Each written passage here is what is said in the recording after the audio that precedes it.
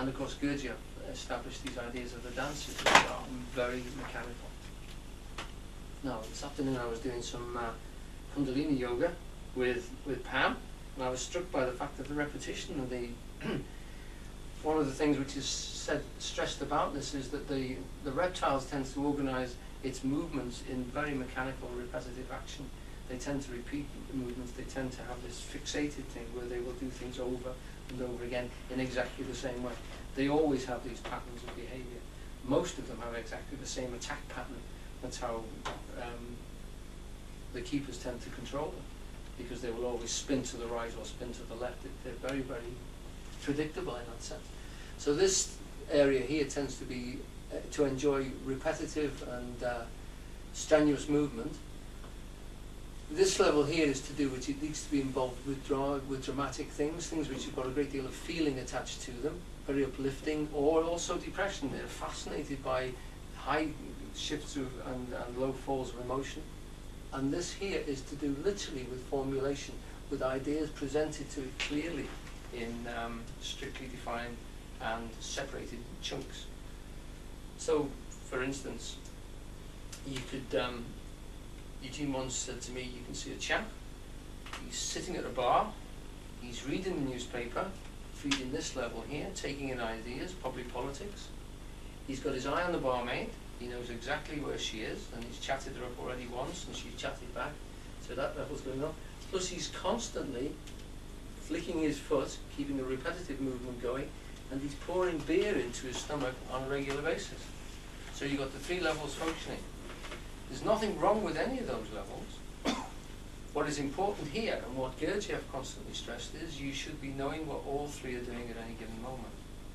Those three levels have to be monitored all the time, because when they drop out of consciousness, it's then that you get into trouble, because they are capable of acting by themselves, and they will do things and get you into situations which you don't really want to be in.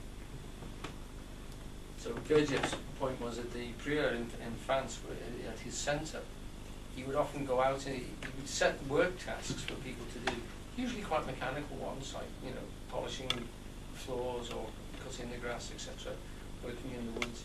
And he would go out in the middle of the work period with a gun, and when he fired the gun, you were meant to stop, not move for a complete minute, and analyse yourself. What were you physically doing? How did you feel about what you were physically doing? What was the basic emotion that was going through you at that point? What were your thoughts? What is holding you into that situation? Why are you doing it? And then again, back to work. And then he would try and catch people unawares, you know, late at the night or during a meal. He would do exactly the same thing and get them to stop dead. And he'd question them to try and see if he had all those levels literally being coordinated. Right. The second level, the limbic system, it's interesting to know that you said it was the herd instinct and an animalistic sort of level. And in aromatherapy, you work with the limbic system because it's connected to the sense of smell. Yes. And when you smell certain oils or a combination of oils, it can invoke memories and it can start like an embryonic release. Yeah. So it's connected to memory as well. Right.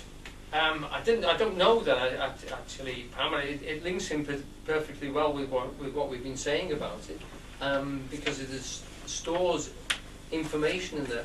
What they say about the lower levels is they store information, but they store it in very limited ways, so that they seem to be able to recognize silhouettes, etc.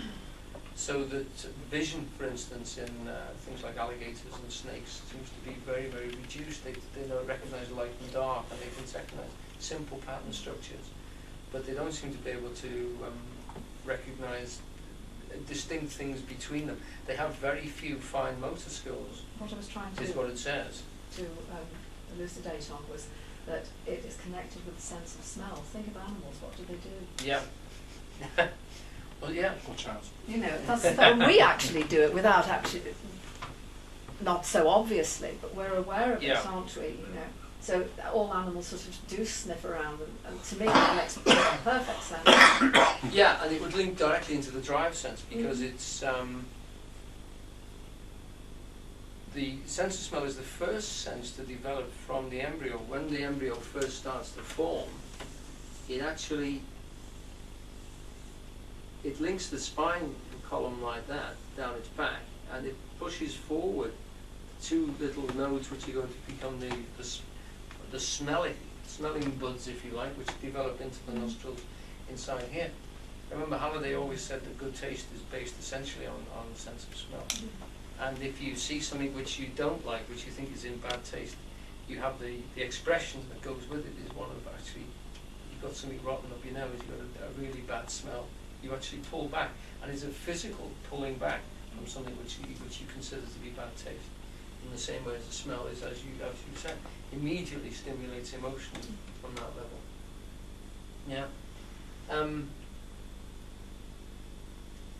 The thing which this guy actually, the psychologist actually talks about this, is he says that if a horse or a dog takes something out of your hand, you can feel them actually sensitively sniffing and tasting what they're doing, and also taking it fairly carefully. Whereas with an alligator, or what else is the thing he said? I think some other creature, he said that you really wouldn't bother to hold food out for them. You'd throw it to them. You wouldn't get involved in it because they're just as likely to take the hand off. Now, he also says, which I'm sure one or two zoologists would doubt, they don't raise their young.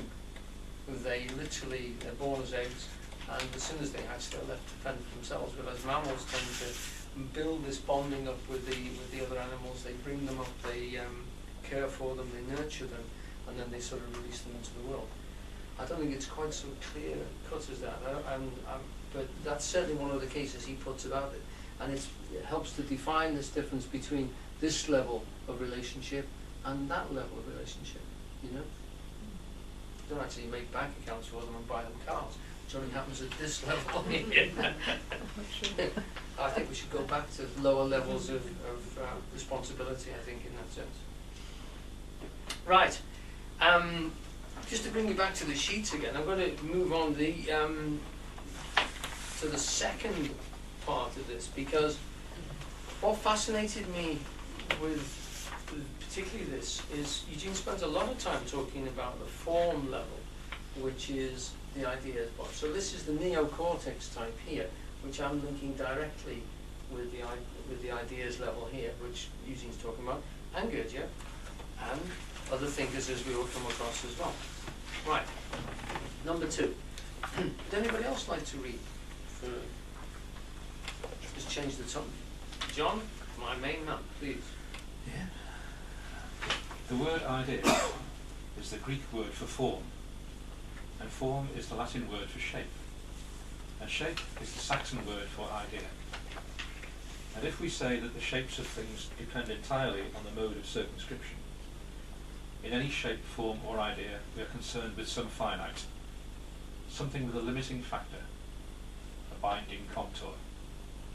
And according to the way this contour wriggles about, we recognise a given form or shape or idea. It doesn't matter how you bend it. If you get a piece of string, wriggle it about, the two ends tied together. As long as the ends are tied together and there is some space between it, there is a binding contour and a contained form.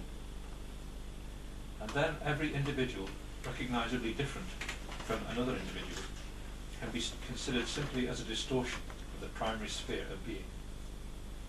In fact, when we say define a term, define an idea, we mean indicate the particular, peculiar modes of the shape of the contour, or the contour of the shape.